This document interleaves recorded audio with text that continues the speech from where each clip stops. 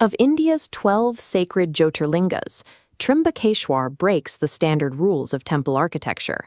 Here, the deity isn't enshrined on a standard raised pedestal. Instead, it is buried deep beneath the temple floor. Located at the base of the Brahmagiri Mountains in Maharashtra, the heavy black stone walls of this temple house a geographical and mystical anomaly. To reach the actual lingam, you must descend a set of stairs into a dark, foot-deep basin where the stone sits perpetually submerged. While modern science identifies it as an underground water source, the exact origin feeding this specific pool remains unidentified. This hidden subterranean placement traces back thousands of years to a time of cataclysmic drought, a jealous rivalry, and an ancient false accusation. Legend places the sage Gautam and his wife, Ahilya, at the base of the Brahmagiri Mountains during a period of total drought. Through intense meditation, Gautam secured a perennial water source, making his ashram a rare sanctuary of life. Rival sages, driven by envy, used dark magic to conjure a sickly, illusionary cow and sent it into Gautam's fields. When the sage attempted to guide the animal away with a single blade of kusha grass, the fragile creature collapsed and died instantly. This was a calculated trap. Gautam was immediately branded with the ultimate sin of cow slaughter, forcing him into a grueling penance without food or water to seek divine absolution. In response to his years of focus, Lord Shiva appeared and released the Godavari River from his matted hair, manifesting the water to physically wash away the false sin. To prevent the sacred river from flowing away, Gautam used kusha grass to trap the current, creating the Kushavarta Kund, the center of worship today. Gautam's devotion bound the deity to this specific coordinate, establishing Shiva as a permanent presence in the region. Returning to the submerged lingam reveals a second anomaly. Unlike other shrines, this stone does not represent Shiva in isolation. This diagram shows the specific anatomy of the stone.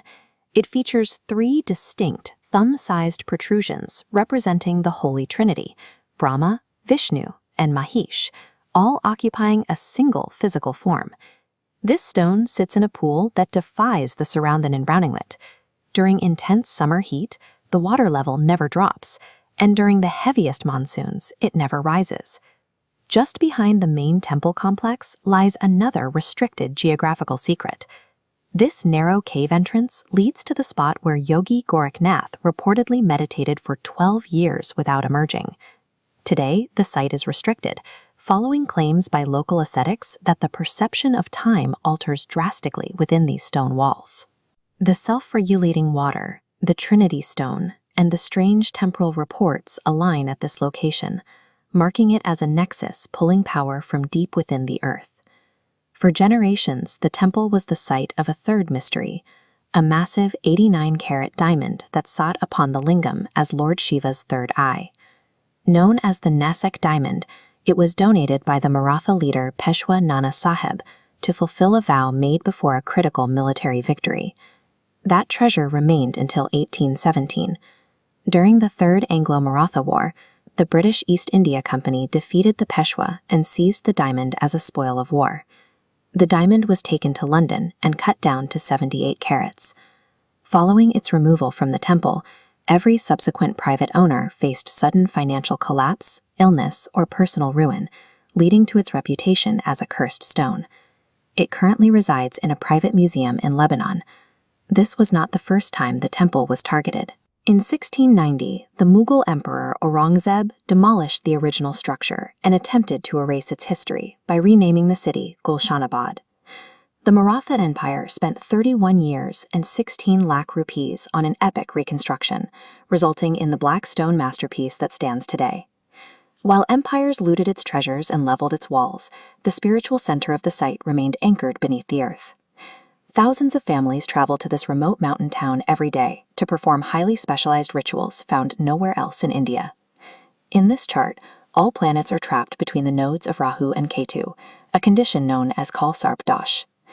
Trimbakeshwar is regarded as the primary location for neutralizing this specific astrological bind. They also perform the Narayan Nagbali, a 3-day ceremony designed to pacify the souls of those who died unnaturally and to seek absolution for the symbolic sin of killing a serpent.